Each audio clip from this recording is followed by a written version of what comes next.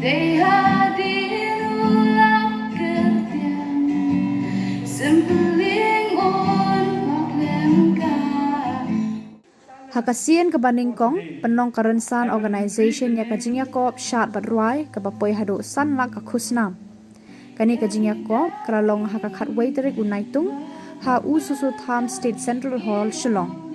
Kinong shimbenta kilawan ki jaka bapher jang kajela hakani kasngi lambat ki bahye bat kinong kersan jang ki harengkat kajing dan lang jang langut ki judge uba Michael Simyong Miss Aljiva Lindo bat uba Richmond Bare.